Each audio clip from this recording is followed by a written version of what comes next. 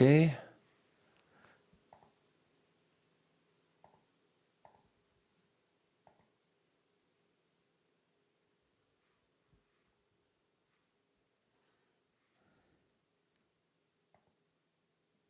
Okay, we're online. So it seems to be working again. Hi, hello, and welcome, everyone. Microbehunter here. Welcome to another Saturday live stream. Yes, today I made a couple of last-second changes to the program. Sound is good, thank you. Yes, I announced that we're going to do a little bit of that's a paramecium over here with a lot of cilia on here. However, there's another thing that I would like to do today in today's microscopy live stream, and I would like to give you a tour of my little studio that I have, my microscopy lab, so to say. Because I would like to try out something, because I have got now a live connection into a different part of my building here, essentially in the cellar. I've got a separate microscopy lab and also a little studio. And I would like to now basically switch over to that. Let me see. That's the wrong one over here. And here we go. Now, basically, you should be able to see, yes, right next to me, we've now got a live stream into my studio. The reason why I would like to do that is because I got, thankfully, the recommendation of one of my viewers, to use the software Jitsi to do basically to do live streaming. It's not live streaming, but actually to do video conferencing, because my idea is maybe that in the future, if this actually works out, that maybe some of you might want to share something on this live stream as well, and then you can actually join in using a video conference, and then I can also stream you all across the world if you want to do that. Okay, so what I'll be doing today, therefore, first of all, maybe 20 minutes or so, I'll give you a short tour of the of the studio, of the little lab that I have in the cellar. My son is helping me. He's currently holding the mobile phone camera, yes, we're going to wait a little bit until more and more people are going to join in. Okay, so it's hello from the Netherlands, from Belgium, from Portugal, from Vienna in Austria, Lithuania, Belgium again. Okay, what I would like to do, therefore, is this is a little bit of a trial run, a test run, whether this actually works. Okay, so do not expect the highest image quality right now. You can see that my face right now is fairly sharp and crisp, but the microscopes that you see in the background are a little bit fuzzy and blurry. That has to do also because in the cellar the internet connection is not quite as good, and therefore, the quality is a little bit reduced. I would like to simply show you a little bit of what I've got there, and this is going to be, for me, the first time that I'm actually also going to try this out, and if this actually works, then maybe in the future some of you are able to join in as well in the live stream, and then maybe you can also share some of your microscopic endeavors with the whole world. Okay, so what we're going to do first is now I'm going to ask Michael maybe to have a look to the very left microscope. The leftmost microscope is a stereo microscope here. Okay, you can see that those three microscopes here are currently just sitting there with a dust cover. I've got it removed now, but the microscope all the way on the left is an Amscope microscope. Which basically I bought a couple of years ago for around 400 euros over Amazon. So it's a zoom microscope. For the price, it's pretty okay, decent. I used it quite frequently. I've got now a slightly better one from Euromex. But this is actually one of the microscopes that actually also, one of the stereo microscopes that actually also has a zoom functionality. So maybe you can try, again, some instructions, maybe to turn the zoom knob. Yes, that's the zoom. Yeah, that's correct. So you have a continuous zoom, and then there is also to the right of the zoom knob there is a little silver lever and you can push it in and pull it out.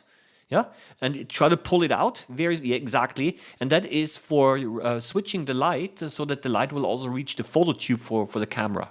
Right, so this is essentially quite a nice microscope. But if you look carefully, you're going to see that it does not have a lamp. Yeah.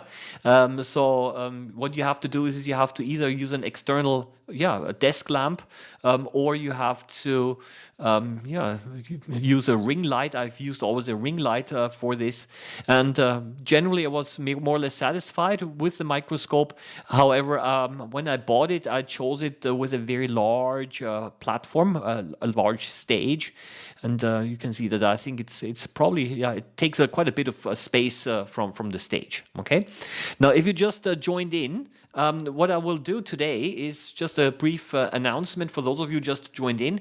I essentially want to show you a little way how you can determine the number of cilia on a paramecium, but I would like to also try right now you're seeing a direct video conference live stream to a different part of my apartment, to the cellar, as a matter of fact.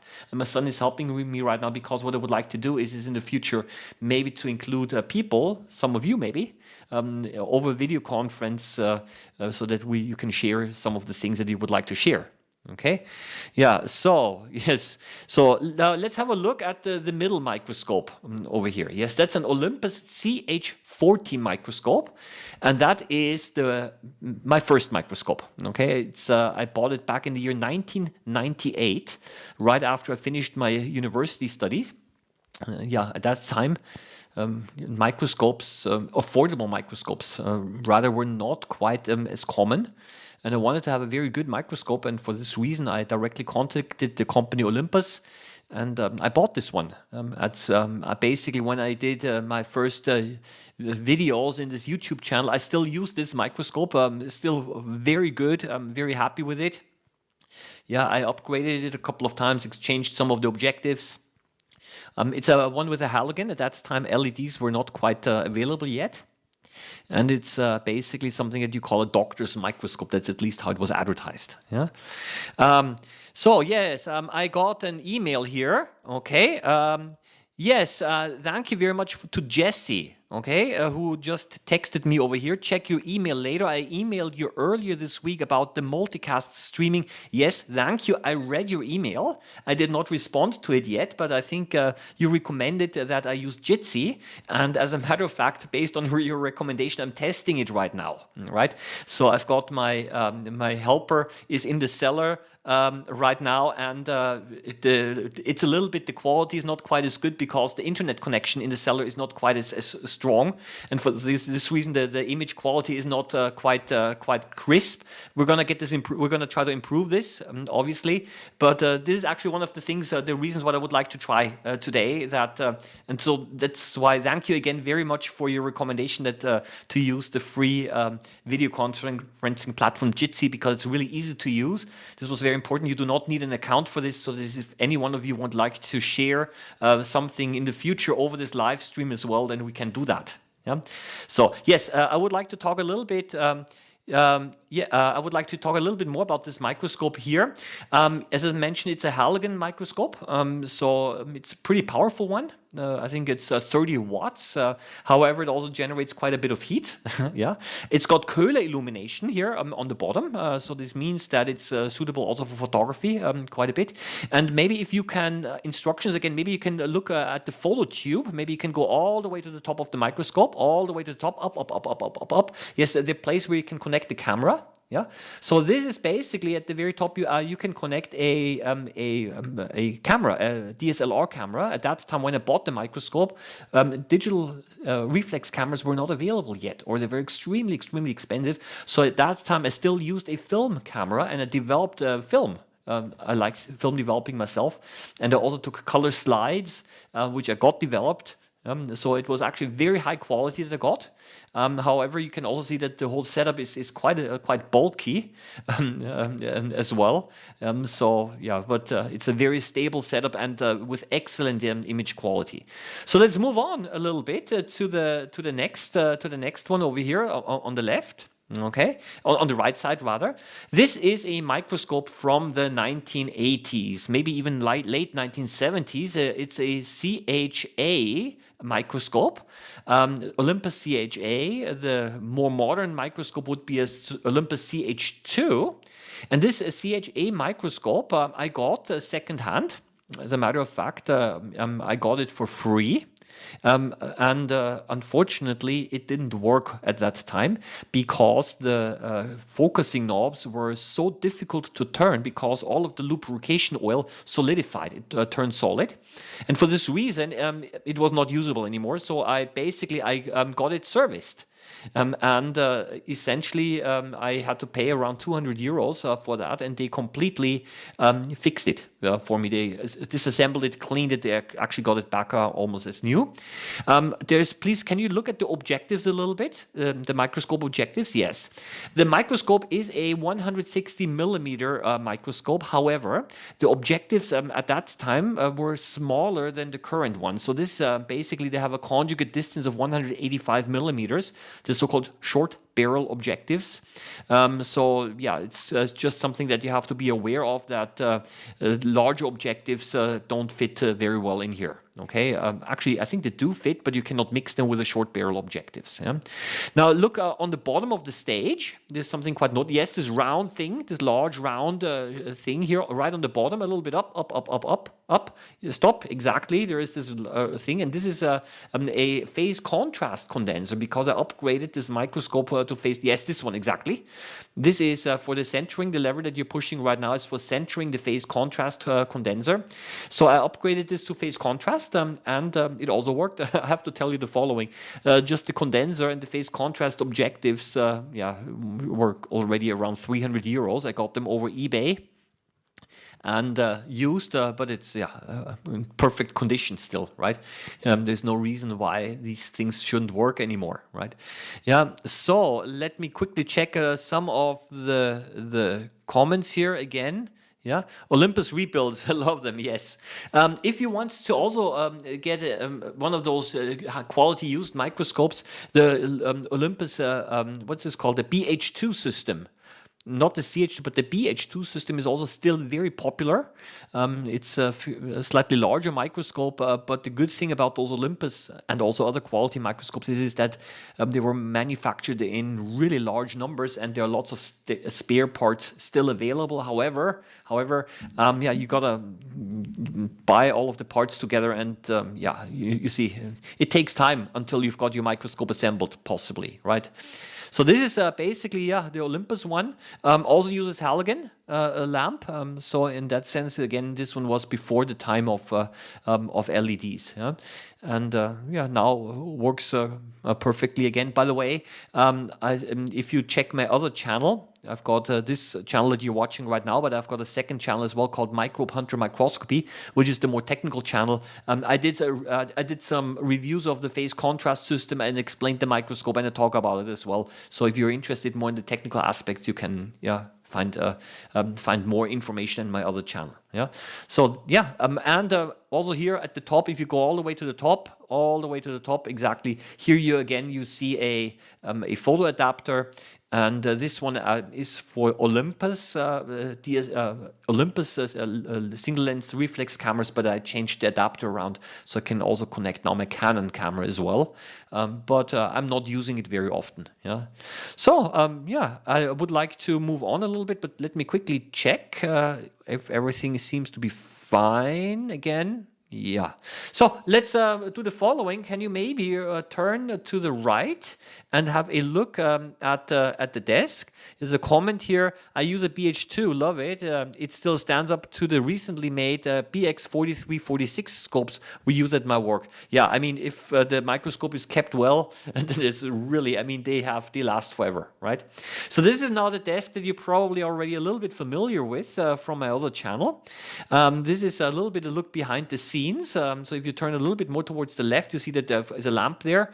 There is also here a stand for my mobile phone camera, lots of cables and wires.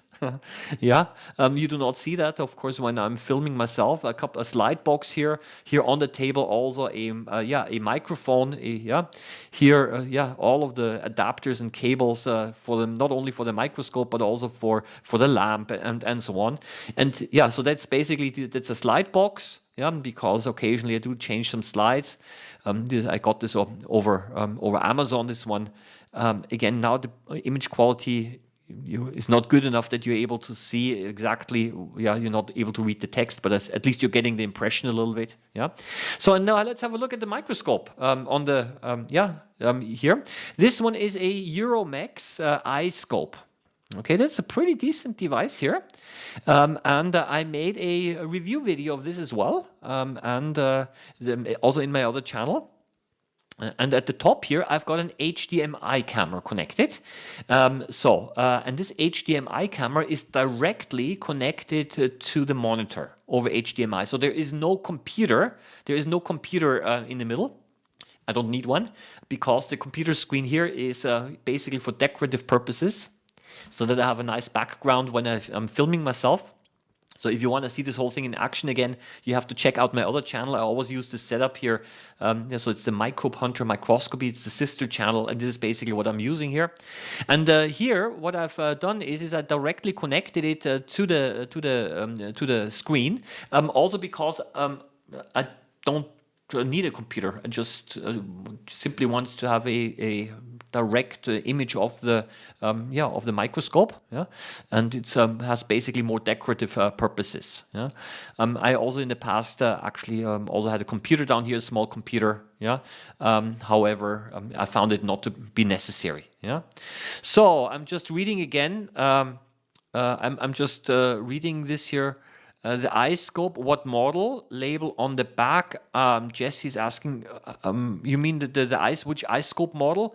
Yeah, I don't know right now. This is the model. I know that they have a variety of versions available. Most of them are quite similar. I think that's the one with the plan objectives, but it's bright field, so not phase contrast or anything. Yeah, and it's an infinity microscope. Yeah. Quite nice as well. Yeah? Can you step back to show the entire desk? Yes, can you please do that? Can you go a couple of steps back? Maybe I'm also going to move a little bit out of the way. Oh, yeah, so this is basically the entire setup, which is it's not, the cellar is not very big, right? So that's yeah. And you see that also for decorative purposes, I included a small microscope on the top. I mounted a little board above the monitor, and there's also a small stereo microscope there. Basically this is kind of, I'm sitting a little bit in the corner here and filming myself, and you luckily are not able to see the mess. You're not able to see the mess that's otherwise here in the cellar. Yeah, so that's a stereo microscope here, and again the monitor. The good thing about the fact that it's directly connected, I don't need a keyboard, I don't need a mouse, and I don't have to wait for the whole computer to actually start up. Okay, it's smaller than the desk I have. Yeah, really. Yes, as a matter of fact, that's the desk that I'm using for the other channel, but right now where I'm right now is a different workplace, as a matter of fact. Okay, so maybe you can open on the right side there are drawers. Right, exactly. Maybe you can just open them one by one. It's kind of also a little bit messy here, but this is also where it keeps spare parts. Yeah, so microscope objectives. Here is your mobile phone. There's another phase contrast condenser there. Yeah, some objectives are here. Right. Maybe the box that you see. Do you see this large square box right in the front? This flat box, the flat cardboard box. Yes, this one.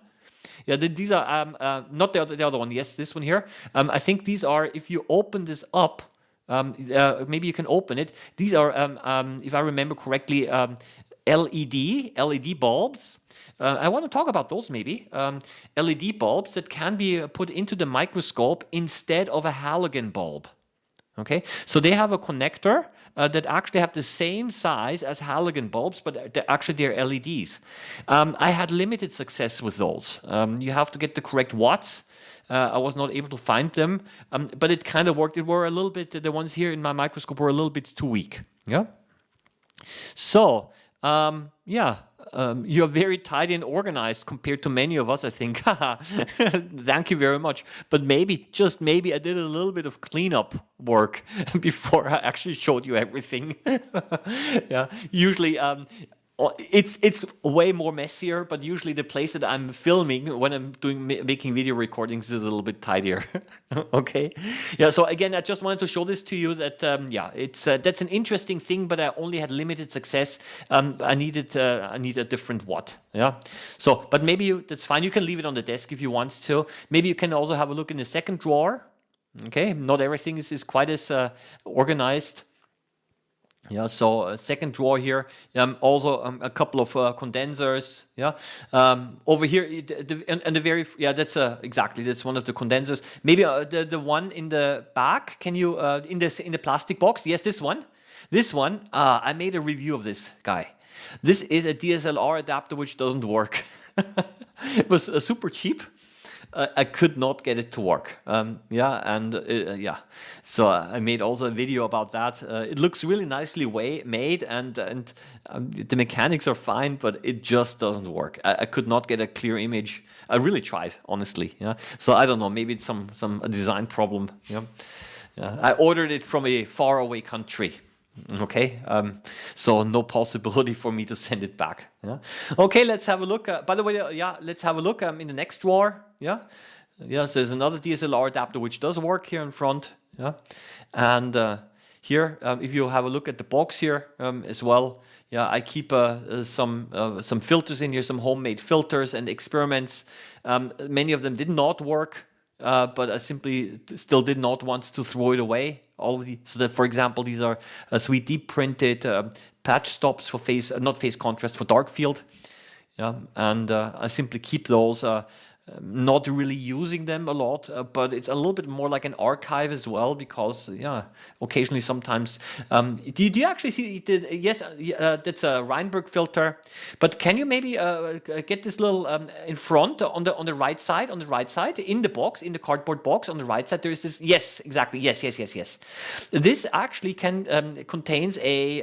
I glued a how do you call this? A polarizing filter into it, and you can put this directly over the eyepiece. Yeah, so it's also 3D printed, but if you don't have a 3D printer, you can actually play around with cardboard as well.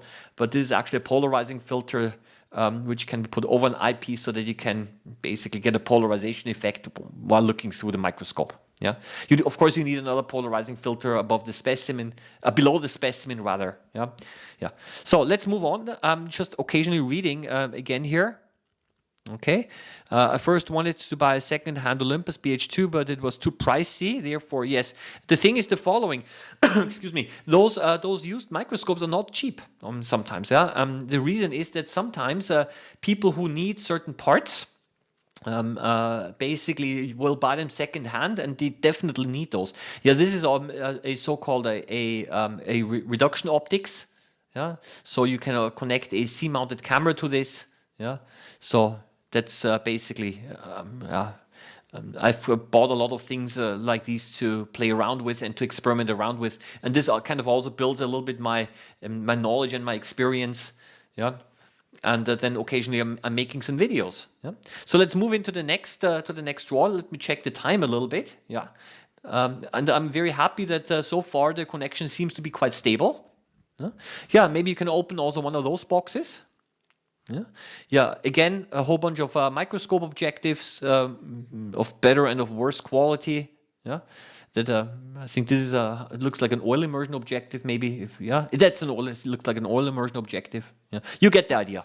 Yeah, some of them are pretty disastrous. Some of them are quite good. Some of them say that they phase contrast, but they're not. So there are even some I don't know, yeah, bootlegged objectives out there. Yeah, yeah. So let's. Can you open the other box maybe as well? There's a box, white box on the right side. Thank you. This box over here contains, yes, maybe the silver one. This long silver. Yes, this here is a so-called a phase telescope, or also known as a Bertrand lens. This is a tool that helps you to center the phase contrast optics. Yeah, the phase contrast annulus. Yeah, it's by turning it, you can focus it. Yeah, so this is a so-called a Bertrand lens or a phase telescope. Yeah, that I use to adjust the microscope here. Yeah, yeah. I think next one maybe. Maybe you can close the drawer. Let's go down one more. And yes, over here I think there's not a lot in here. I don't even remember what I put into this box. Yeah. Let me see. I already forgot. Oh, yeah. That's something that, yes, these are lamps. They don't have batteries, and they're able, by pushing it, they have different colors. So I was actually it didn't work. I was kind of hoping to play around a little bit with colored LEDs to give the microscope a different color, right? The image, it didn't work. Okay. So this is simply something I have lying around, not being used at all. Yeah. So maybe we can quickly move over to the cupboard on the right side. Thank you. You can leave it as it is. I'll clean it up later. But on the right side there is a cupboard. So the first cupboard is just basically some junk that I've got here. Right. This is some a ring light for when I'm filming myself, which I'm not using. But the actual microscopy stuff is actually yet further to the right. Yeah. There's some books on the bottom here. So all of you here are my microscopy books. And it's really a thing. I would really like to show you some of those books, but I'm a little bit worried and afraid because of the copyright issue. But if you can open maybe the glass, open the glass door. And you can basically see that there are a variety of books here. However, most of them are actually in German. I found that there are more detailed books about microscopy in German than in English. It's kind of interesting. Yeah. So I don't know. There seems to be a stronger tradition. There's also some regular non-fiction books that I've got. Yeah. Yeah. Maybe can you quickly open the Was ist was Buch, the big one? There's a Was ist was. Yes, this one. This one actually, it is about the microscope. It's in German. I was quite happy because actually a couple of pictures that I made were also published in this book. Yeah, this is a very famous German series, science series for children. Yeah, and I don't know. I think I put a picture about microscope equipment and some banana starch grains. Yeah, I had in here, right? Okay, I think it's enough. I think it's so fuzzy and blurry anyway that I'm worried about copyright. Okay, you can close it. But in any case, there was actually a couple of pictures that I made, so that's why I'm kind of happy that I got at least 2 pictures published in a fairly famous German textbook. Yeah, what is this here? Nothing. So let's move up, maybe one level up. Here I've got some of the chemicals stored that I do not want to store in my apartment. Not necessarily because they're all dangerous, but sometimes they're staining very much. So for example, the brown bottle that you see here with a brown, not this one, but the other one. Yes, this brown bottle on the back actually contains iodine. And if you spill a drop on that on a wooden floor, you're never going to get this out again, right? It really soaks into the wood. So I really was a little bit concerned about that. And for this reason, because I already had some spills on the floor, for this reason, I decided to put all of the more delicate stuff into the cellar. Yeah, that's the iodine. Okay, you can actually see that it's so aggressive that the label already started to turn brown. Yeah, the label was actually bright white before, and now it's brown. You got to be really careful with this stuff because it's very corrosive. Yeah. So, and next to it at the top, I've got the centrifuge, which you also already know takes up a lot of space, and therefore I keep it also in the cellar. Yeah. And occasionally when I need it, I will simply take it up and I will use it. And further, let's go up one more story higher. Exactly. Yeah, here I've got some odd stuff here. Basically, this is ink. This is just regular ink, which I'm using also as a stain. Yeah. Some graduated plastic cylinders, which I rarely use at all because I'm really not mixing anything together. There are a couple of chemicals here as well. And if you basically turn around to the other side, beneath the microscopes, exactly, turn around, exactly over here, on the bottom, if you go down maybe further, here I've got some of the, maybe one up, yes. These are books that are also used during my university study. Okay, so there are a whole bunch of biology books, there's some IT books as well. My favorite book is the blue one, it's biochemistry. It's a fairly old edition, but I really like biochemistry a lot. Yeah, so basically that's the stuff that I used some of the stuff that I actually used during my university studies. Yeah, so this is yeah. So just wanted to, yeah. So you see that a lot of the things that I've got here, I'm keeping also for personal reasons, memories maybe. Yeah. So my little space down here as well. Yeah. So, and I think I'm really happy that even though the image quality was not great due to the bad internet connection, I still think it was good enough that you maybe got a little impression, and I think that the video conferencing system kind of, yeah, seems to work. And also the integration into the live stream seems to work. So I'm quite happy that this is seems to be a feasible approach. And maybe you have to think, maybe some of you would like to share something. And then you basically, it's as simple as that. Simply, I give you the link, or you give me the link. Yeah, and then when I'm able to watch this, I can quite easily do a screen capture included into the software that I have here, and simply then I'm able to stream it. Yeah? Right now there is no sound, but sound should actually also work. Yeah? So what I'm going to do now is, because I've been already talking half an hour, I would like to say thank you to Michael, who helped me here. And I'm going to now switch away again to my desk, and we're going to just continue with the other thing. Okay? How is that?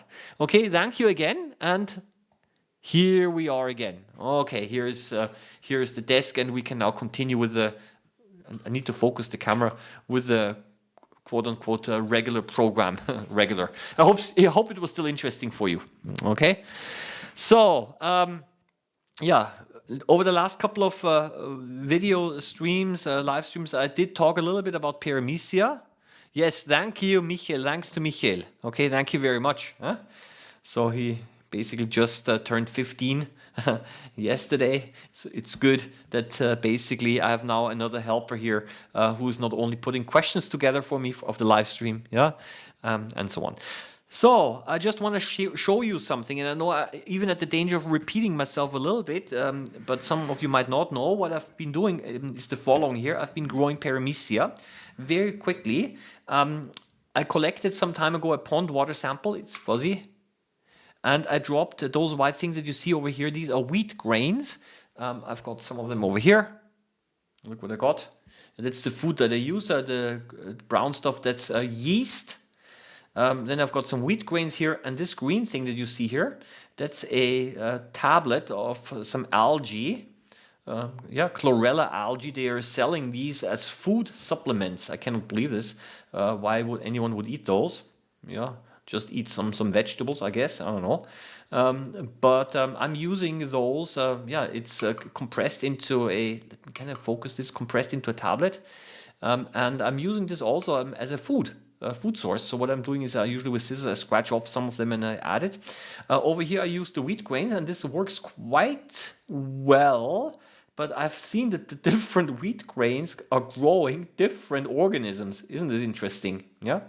So it's not quite reproducible. And what I've done is I've tried a new technique here, which I also would like to show you.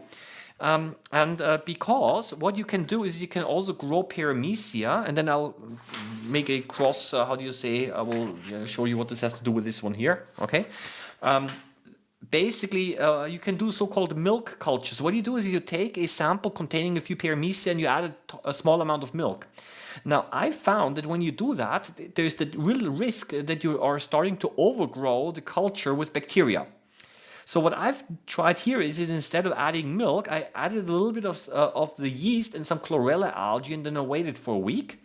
And let's have a look what we're able to see here. Okay, I just want to show it to you because yeah, it's quite interesting. Not, I wouldn't say interesting, but it also works, which is quite nice. Okay, so I need a. I'm checking a little bit the time as well. I do want to show this to you, and then I'm going to show you a little bit. Yeah. So yeah, you see that there's some, I don't know, some stuff floating on top, the bacteria on top. But what I've found is that there are quite a few of them, the paramecia and other ciliates, simply in the water here. Don't use too little, otherwise there is the danger of actually crashing the paramecium. By the way, because the ciliates move so quickly, there are a couple of ways of slowing them down, and one of them is to use methyl cellulose, and it's also one of the things that I would like to try. Methyl cellulose is also commonly found in some glues, and what you do is you simply add a drop of methyl cellulose, which I unfortunately don't have now, and then it will slow down the movement of the cells. Can I just say something? Look,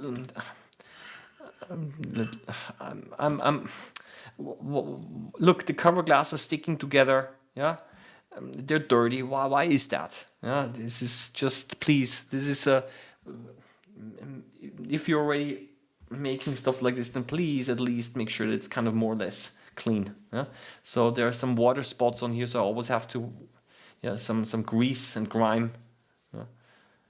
So let's do this first, and let's have a look here. Yeah, and let's see how this works. Yeah, it's another thing here. Somebody last week asked me about salt crystals. I've also tried that.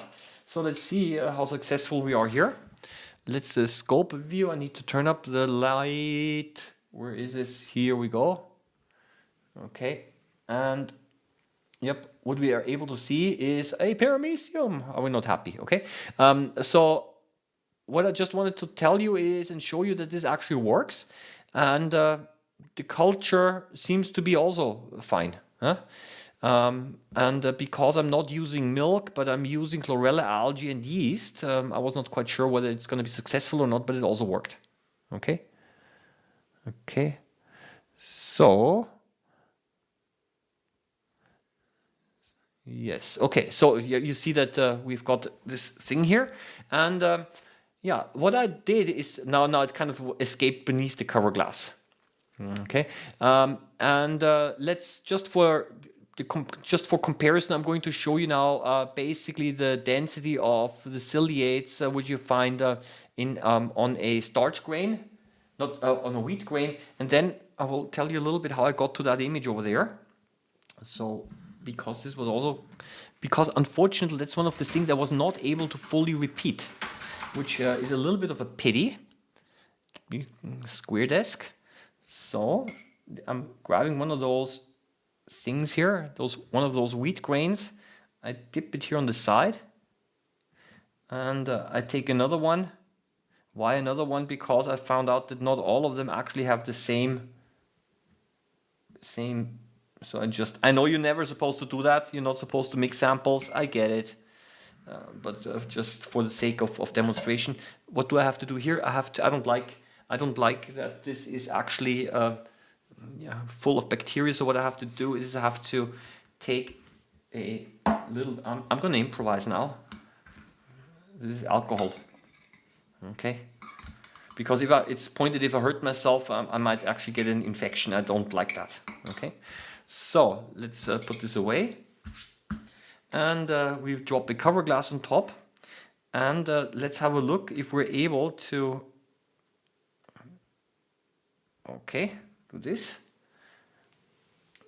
and let's see if there are more of them here, and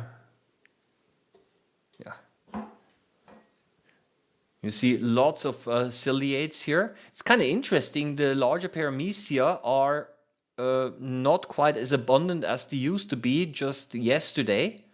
It could be that because I picked them out so often. Look, that essentially they kind of escaped into the water body, and are not around anymore. Look, this here is a diatom in the middle, But you get the idea a little bit that, a rotifer, You get the idea that essentially that's a way of enriching them, and that's what I've done. And basically, I was able to actually, collect quite a few of the paramecium. Kind of surprised that essentially I really don't see any over here, So evidently the composition seems to be changing quite rapidly. Actually, I'm really surprised. It's again one of those demonstration effects. Yeah. Okay. So what I would like to do therefore is I would like to show you now a little bit of what I discovered on the phase contrast. Okay, so that's why I prepared something over here. Let me show this to you over here. Yes, that's now in phase contrast. And these are some paramecia. So I used my 40 times objective. And those paramecia over here, they don't look nice. Why not? Because they already the sample started to dry up already. Okay, so these are, they're in the process of dying. But there are quite a few of them, and this paramecium over here that we see here is actually the one that I had a closer look at. Okay, so this one over here, I took a picture and I printed it out, because what I want you to have a look is, do you actually see those dots over here? Those tiny dots in rows, right? These are the cilia. Yeah, I zoomed in now. These are the cilia. The cilia are the tiny little hair. And basically those cilia, those hair, are arranged in a very organized pattern around the cell. And normally it's kind of difficult to see, and you have to use so-called silver staining to make them visible. But for whatever reason, and I could not really reproduce this for whatever reason, these specimens here, it was all quite easy to see those rows of cilia. They're called the kinetochores. Each one of the functional units is a kinetochore. So this is something that I'm a little bit surprised, because normally you need silver staining to make those visible. But all of a sudden over here, I was able to see it, but I was not able to see them in some other specimens. You know. So maybe it is because they were already drying up and became very flat. Maybe this is the reason why you could see them. I don't know.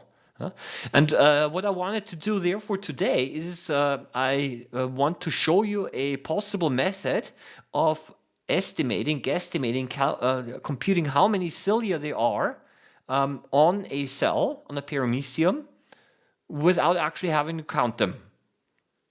Okay, and the technique that I'm going to show you actually has been used in the past, before the time of computers, to do area calculations of complex shapes. So for example, for those of you into math, there's this called bell curve, right? Distribution curve. If you want to know the total area, you have to do integration and so on.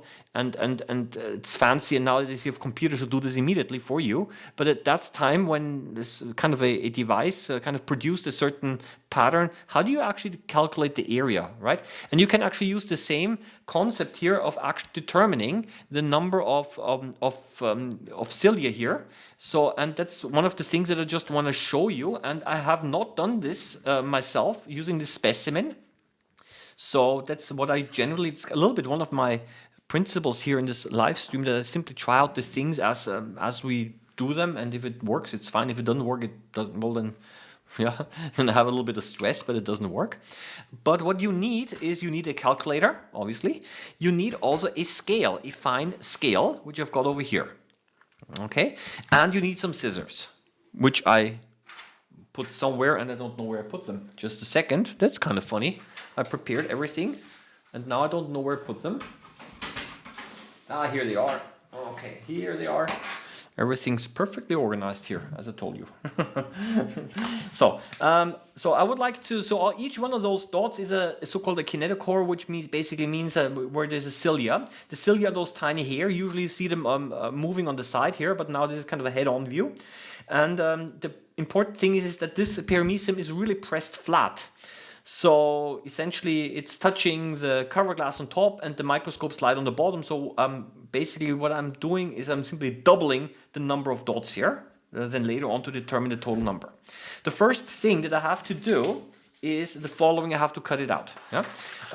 That's the idea it's a non-regular shape. So kind of calculating the area of a non-regular shape is, of course, yeah, you can do this by integration. No, I mean, come on, we don't have a possibility to do that. One easy way is simply to, actually we don't need the area, we just need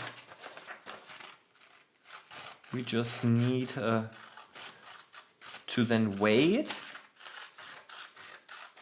Okay. So that's number one. Okay, so that's the cutout thing. And I'm going to now do the following. I now need a scale and I need to weigh how heavy it is. I'm just going to fold it. Okay. This is a technique that's actually quite versatile. You can use this for all sorts of things. Am I happy? Okay, I don't know if you're able to see this. It's 0.00 grams. I put this on here, and it is 1.85 grams. 1.85. I gotta write this down somewhere on a piece of paper. So basically, 1.85 grams, okay, is to basically X. That's the value that I would like to know. Okay. And now what I'm going to do is the following. I'm going to cut out a couple of these kinetochores here. And maybe, I don't know, 20 of them maybe, or 30, I don't know. I'm just going to draw a line around this, so the place where it's mostly regular. I'm just going to estimate this here. 2, 4, 6, 8, 10, 12, 14, 16, 18, 20. So that's 20. They're nicely in a row. So that must be, if this is 10, then 3, 4, 5, 6, 7, 8, 9. No, it's more than just, I miscounted. 1, 2, 3, 4, 5, 6, 7, 8, 9, no, 10, 11, 12, 13. It's 13 that I've got here. 13, 14, 15, 16, 17, 18, 19, 20. So that's, this row is 20, 40, 60, up to here is 60, up to here is 80, 100. So that is basically, I know this is a proof of concept, okay? That's around 100 of those. So how long did it take me to determine that? Maybe a minute. Okay. And that's 100. I think you already know what I'm trying to do.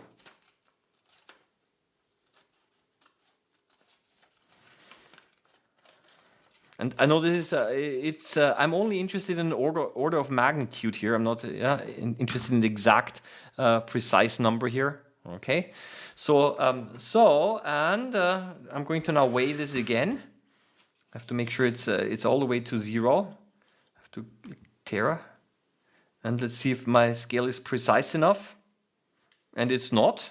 Oh, see, 0.05. Let's try it again. Yes, now it caught it. Okay, good. Okay, 0.05 grams. Okay, 0.05 grams corresponds to 100 cilia. Okay, cilia. So 100 times this divided by this. So that is basically some math. So let's turn this on. Yeah, so it's direct proportion what I'm doing here. 1.85 times 100. That's easy.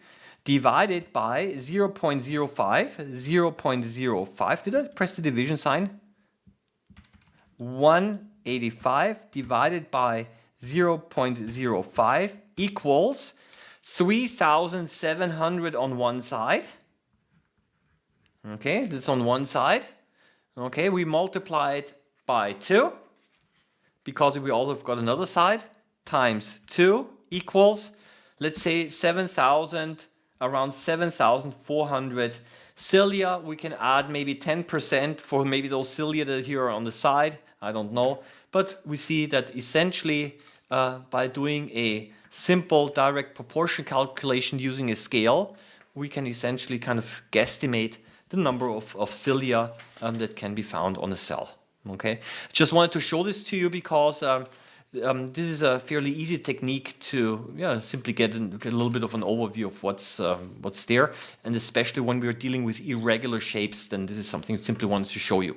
Okay, there are also, for example, techniques to under the microscope to determine. Maybe I should make a separate video of this. Is if you see a dust fiber, okay, going like this, there are actually techniques, statistical techniques, to determine the length of these fibers, because you cannot actually measure this properly because it's not straight. Yeah, but essentially you can determine this by counting how often it crosses a certain reference line, and then if you repeat this several times, then essentially you can apparently calculate pretty precisely on the total length of this fiber. Yeah. Now calculate the size of the cilia. That's an interesting one. That would be the following. We have the issue here right now that I do not have a size reference. Okay, so what I need to have is in order to do that, and it works similar, I need to actually have a size reference. And I don't have that right now, so for this reason I cannot do that. But that's actually a good point, because in some cases you can actually see the cilia on the side. And if you take a picture and then measure this, and then have a scale, like a micrometer slide, then you can actually also determine the size of the cilia. You know what? I might do this later on, okay? Next video. Yeah. So I'm quickly checking the questions again. If you have any microscopy related questions, please do feel free to ask them. Because I would like, in a couple of minutes, I would like to answer the questions again, like every time. But if there are too few questions to answer, then I won't be able to talk very much, okay, about this. What I would like to do, however, and because I do want to show you, because it's a little bit disappointing that I was not able to show this to you, because it kind of shows a little bit of how quickly the composition changes. Let's try this again, okay? I have to make sure that just a second, I need some tissue paper to dry this.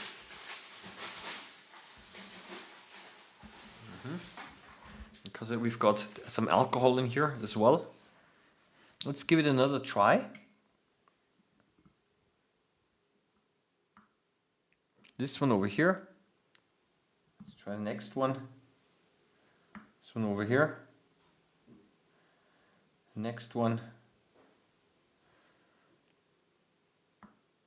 Here.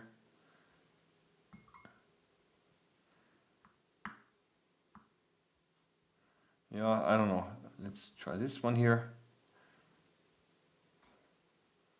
And the last ones. You see, I've got different. Yeah, and I'm going to now go from drop to drop. Yeah, and let's have a look without cover glass this time. Yeah. At low magnification, and let's see if there is actually a difference in the composition here. So, just a second. Here is it. Here is the scope view. Here we go. All of those dots that you see are starch grains. Okay. See that over here I got still, maybe that's one of the more fresher samples. Let's turn off the arrow. How do I do this? Ah, yeah, the arrow, if I click away here. Here we go. Yeah. Yes. Yeah, so we basically see some larger critters over here. These are rotifers, okay? I've actually seen that, in some of those starch grains, we started to form some rotifer colonies. Yeah. So this is the first one. What about the other one over here? Yeah, that is the second starch grain. You see that there is, it's quite active already.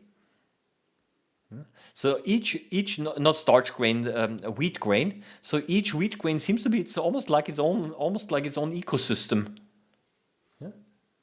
So the next one is over here. Yeah. Again, some more rotifers.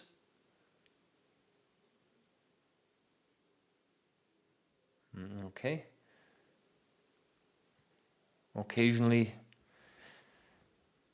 Am I using DIC here? Yes, I am. That's, by the way, that's the reason why it's a little bit colorful. Okay. If you want to, yeah, I can, actually it's much brighter. It's bright field right now, so you see it's actually much brighter. Yeah. So that's essentially what you're going to probably see with your microscope. Yeah. So, and over here, it's another one. Again, some more rotifers here, which seem to have really increased in number. It's super active. Yeah. But it's kind of funny because yesterday I had so many paramecia. I mean, thousands of them. Where are they all? Yeah, but there is in each one of those wheat grains, there seems to be a progression happening. Yeah. For example, yeah, just 2 days ago, I did not see those rotifers. Yeah. So I think what we learn from this is that if we want to enrich those cells, we really have to make sure that we actually catch them and harvest them at the right time. And the last one. Funny.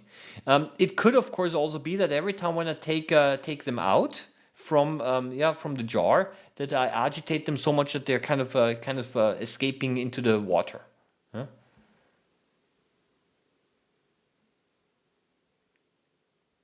Yep. Again, a couple of rotifers here. Huh? So. The thing is the following, some questions here is Jesse commented, the one thing I hate with the iScope is the smart light sensor. I taped some white card to it so it doesn't turn off on me. Okay, yeah. So the thing is the thing is that there is a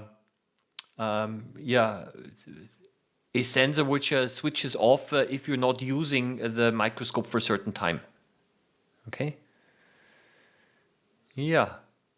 So you know what? It's kind of fascinating, the whole thing that essentially, yeah, we are not able to see any of those here. But let me try last time again from the water sample there, where I've grown some in here, because this seems to be slightly more stable, I think, because if you hold the jar into light, then you're actually sometimes able to see that there are indeed those cells floating around, swimming around.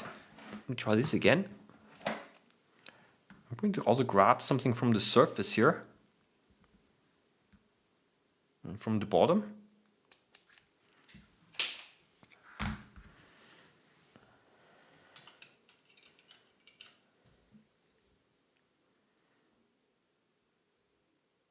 Yep, see, here we go. Okay, and yep, that's the other one. So the next thing that we want to try out, of course, is how can we slow them down a little bit? Okay, so this is a little bit the question I already mentioned, methyl cellulose. However, today I experimented also with, I better not knock the alcohol over. Today I also experimented with another thing here. And yeah, you won't believe it. You know this glue, the PVA glue. And I diluted this glue with some water because it's very viscous. Okay. And I had semi-success with that. Okay. Yeah, so I mix it with water, so it is still it's viscous. And what I'm going to try to do now is, and that's again a bit risky because the paramecia don't always like that. Yeah, what you can do is you can try to mix this viscous solution with the sample. Okay, because the glue causes the paramecia to slow down because it's too thick. Okay, I'm just looking for a cover glass again. Okay. However, I've also seen a slight disadvantage, and that is that the paramecia not only slowed down, but they also lost quite a bit of water because the glue apparently also has taken away some of the water. Yeah, but let me have a look. We need to refocus here again, and let's try to find again a paramecium. Yeah. And if we are lucky, they're not swimming as quickly as before. If we're able to find them again. But let's go down with the magnification. Here it is, right? Yeah. And yeah, this one is still fairly quick, but not quite as fast as they used to be. Now it's very dark. I lost it. Dang. So what I also tried to do today in the morning is to actually boil some starch. Here's another one. Yeah, you actually see that it's not quite as quick. Yeah, I tried to boil some starch and mix the PARAMECIUM with starch solution, but the problem there was that essentially it didn't work. The starch grains essentially start to swell, but they could still be seen. Thank you very much. Thank you. Here are the questions. Yeah. Okay, here, just a second. Here it is again. It's going out of focus. Okay. Let's go slightly up with the magnification here.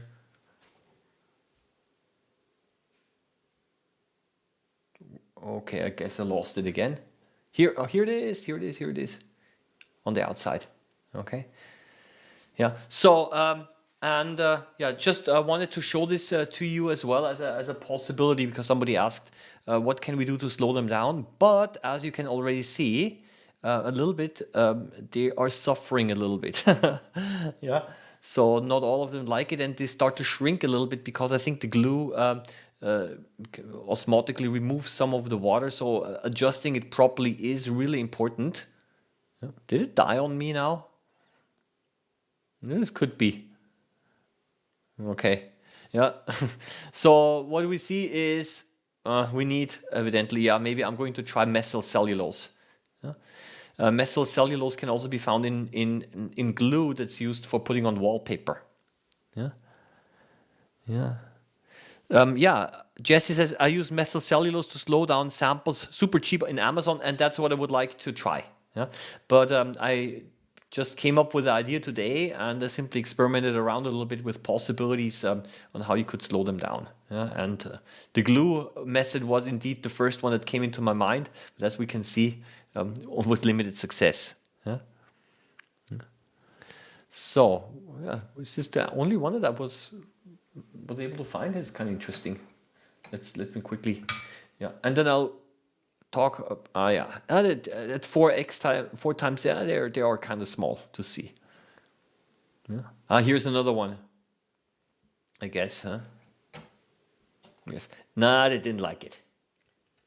Okay, they didn't like the glue.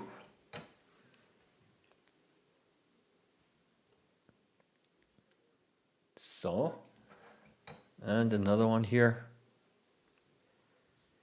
Yeah, there is some shrinkage happening as well, but now we are able to see indeed, and for measuring out, we can actually see the cilia again. Those tiny cilia over here. Huh? So what I'm going to do now is what time is it? Oh yeah, yeah. What I'm going to do now is I think I'm just going to answer some of the questions. Some of them I probably already did answer. Okay. Yeah. Let's. The first one is quite interesting. So let's put them away here.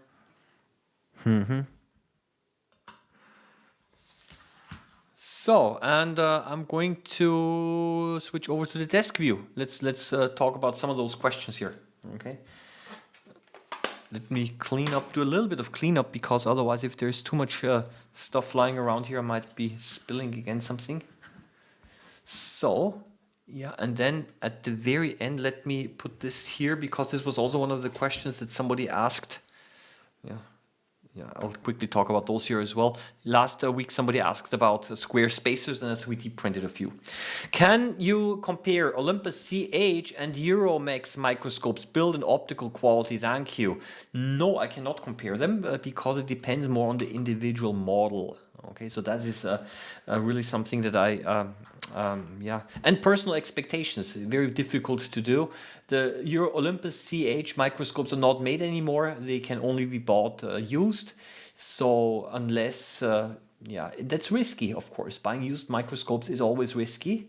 However, if you know what you're doing and if you're lucky, you can get, yeah, basically quite good stuff for, I wouldn't say necessarily low amount of money, because quality used microscopes are also not so cheap, right?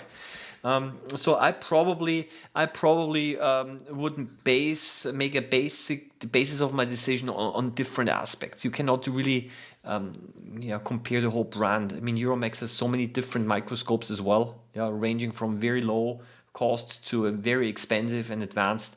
For example, in our school, we are using Euromax microscopes, yeah, for educational purposes, and they were fairly cheap, right? But if you buy a used Olympus CH microscope with specialized optics, it can be quite expensive. So you see, it depends really a lot on the individual case, and I would say that the differences within the group is larger than between maybe the brands itself. Yeah? I believe. Lots of the common issues with the BH2 are serviceable. There is an immense amount of documentation available and lots of support through the website forum and even Facebook groups. Okay, it's a very interesting point. Generally speaking, the microscopes, the old, I wouldn't say, yeah, the old microscopes from the 70s and 80s, those brand microscopes, are designed to be serviceable. So as I showed you already in the cellar, this CHA microscope, the old one, there is a manual there for servicing companies on how to take it apart and how to put it back together again. So those microscopes are designed to be essentially have a limitless lifespan. Almost, yeah, because you always keep them serviced. And as a matter of fact, when I bought my CH40 microscope back in over 20 years ago, it was actually the company told me, well, actually, if you really want to take care of your microscope, you should send your microscope in once a year for it to be disassembled and cleaned and re-lubricated. So they're already approaching the whole microscope concept differently. Yeah, they are assuming that it's continually maintained by professionals, continually disassembled and cleaned and put back together again, right? While many more modern microscopes essentially are not, yeah, designed to be done where this is done, okay? So, could there be a different layers in your sample water column so that different organisms live in different layers, explaining the missing paramecia? Definitely. It's like this, that, yeah, as I mentioned over here, there might be different cells on the water surface because of the high oxygen concentration. On the bottom, different wheat grains had different organisms in there. And just yesterday, when I checked one of them, it had hundreds of paramecia, and the next one didn't have any. Also depends a little bit on the age of those, because I kept on adding more and more. I disturbed them by picking them out. Maybe this kind of removed already some of them or washed some of them away. Yeah. So there can be also, of course, a variety of different reasons, yeah, for this. Yeah. Thank you for the dark field shot of the rows of cilias. That's very nice. Correction, this one here is not dark field, it was phase contrast. Did I say dark field? Yeah, this was actually phase contrast. And yeah, and as I mentioned, a little bit frustrating for me is I could not reproduce it. I had this one really nice sample where I could see all of those nice rows of ciliates, and I could not reproduce this. I don't know why. Yeah, the condition, maybe I don't know. Yeah, this was a little bit the thing that's yeah, was somewhat coincidence that yeah. So I have to do a little bit more the trial and error of what actually it is, what actually made the cells to be so regular. Yeah, the rows visible so regular. Yeah. As a top 5% commenter on the microscopy subreddit, I see very regularly people recommending BH2. Yeah, it's the Olympus BH2. I generally recommend against it, especially for newcomers. I would say that used microscopes generally are a little bit risky for people who don't know much about microscopes. The reason is when you buy a new microscope, you can be sure it works out of the box.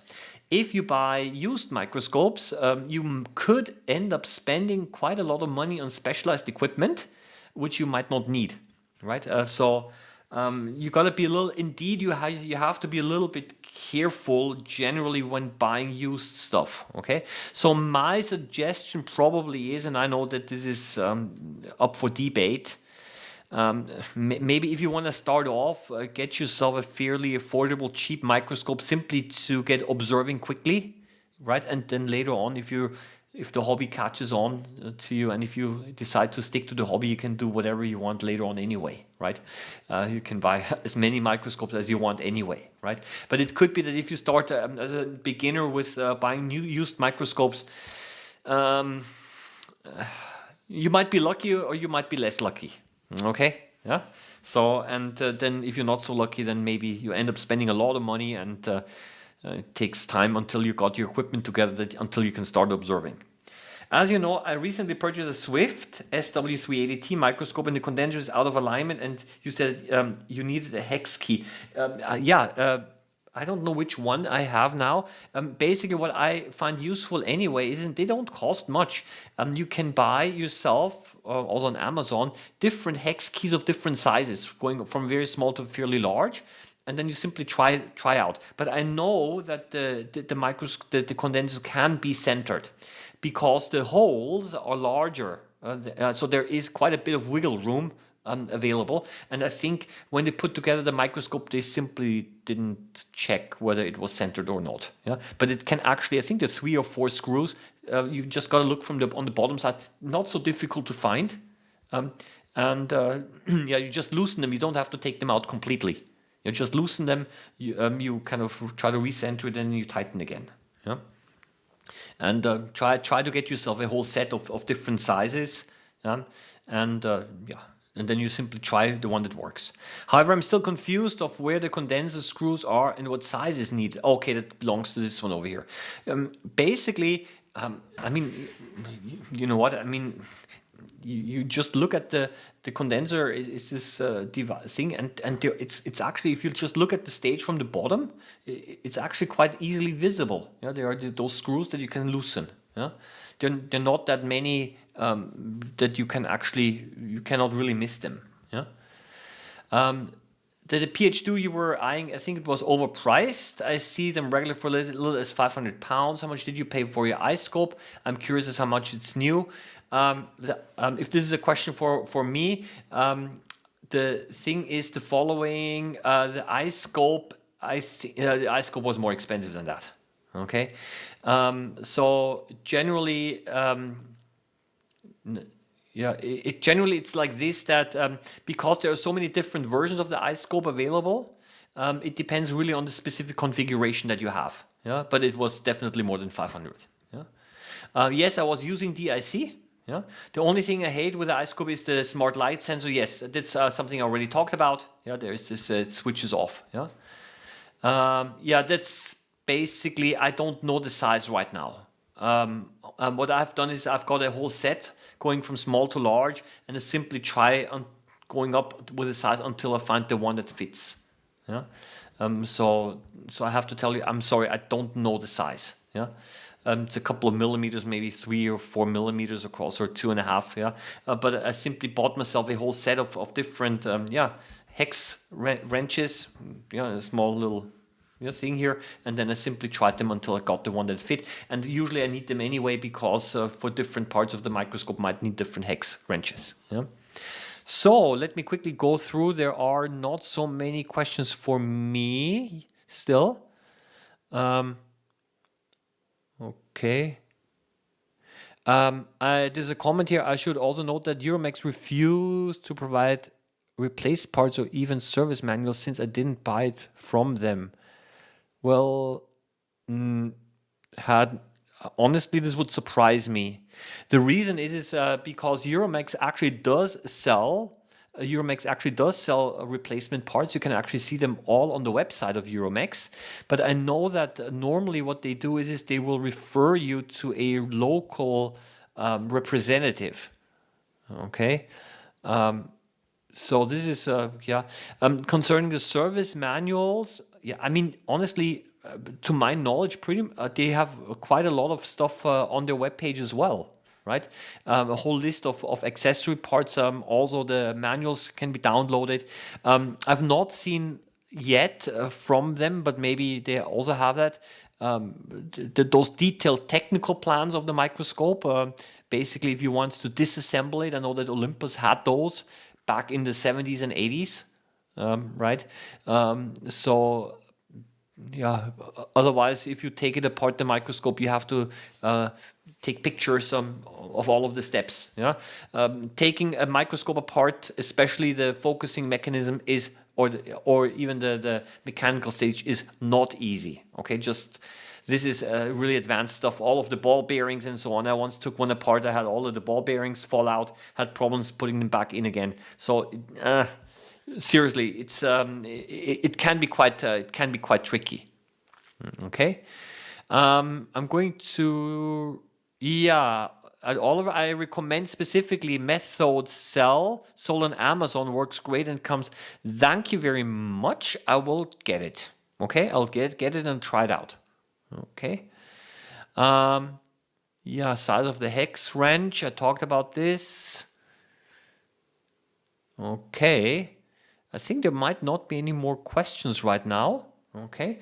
Yeah, it's 1 hour 15. Sorry about our side chatting today. It's fine. Yeah.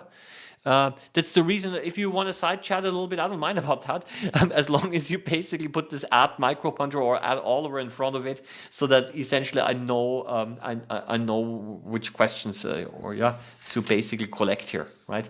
That's all that's kind of relevant. Yeah, it's fine. You see, it's a kind of a community, and it would be kind of nice, indeed, if in the future we're somehow able to maybe share a little bit more of the things that you've got. So maybe if you would like to do the following. I'm just going to make an offer right now. If you are able to share something, maybe if you're able to get your camera set up somehow, and if you would like to share something, your lab, some images you've taken, whatever, right? Some experiments you've been doing. If you're able to somehow able to set it up over video conference and just quickly write me an email and let's try to include you then in one of the upcoming live streams. Yeah, basically just like I've done today. Yeah, I used a mobile phone, but depending on the setup that you have, if you wanna do it a little bit slightly more advanced, basically a little bit like I'm doing right now here, where I've got, I don't know, 6 cameras or so connected. Yeah, here is you can download the software it's a free software called OBS Studio. It's an open source program, and it allows you to combine different cameras together into one screen. And then this screen that you've got, like for example, me in the corner now and here the desk, right? This that's a combination of 2 cameras, right? The camera over here, yeah, the face, and then the desk camera over here. And this one then can also be seen as one camera. So it's called a virtual camera. So it's possible to combine several cameras into one screen and then treat this screen as if it were a camera, right?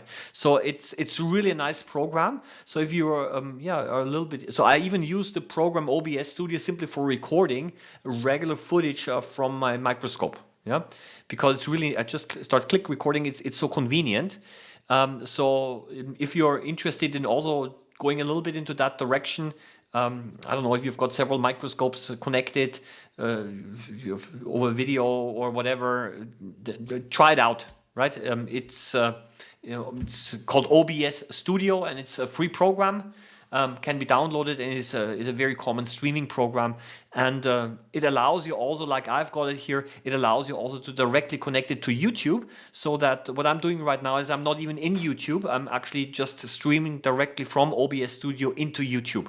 Yeah, so even that is possible. Yeah, so this is also simply something I would like to recommend, but it's not necessary if you just have some kind of a maybe a webcam that you're able to put somewhere, or maybe move around a little bit, then to show the things that you would like to share. Then yeah, we can give this also a try. Yeah. So I could show my kit connected to the Raspberry Pi. Yes, I would say as long as it's somehow the microscopy related. Yeah, then I think it's a great thing, because sharing what people are doing, yeah, it's motivating. I think it's an important thing. It doesn't mean that when you're sharing something that you're kind of providing a recipe of what other people should copy. That's not the point necessarily. Yeah, you're just kind of inspiring other people. So it's not necessary to give full instructions exactly on the details of how you've been doing the things. Yeah, because people who are interested, who want to do exactly the same thing, will then have to do a little bit of research anyway. But simply showing what is possible, right? I think is already quite a bit. Yeah, so we can try it, right? Yeah. And what I'm going to do now is, I know it's not quite 1.5 hours, but yeah, I think I'm just going to still call it quits today. I am trying to I'm ordering again a couple of antique microscope slides from your donations that you've graciously collected over the last couple of live streams. I will also order some, I've also promised to do that, I will also order some glycerin gelatin. I do not want to make it myself. I actually want to order it because it should be properly made.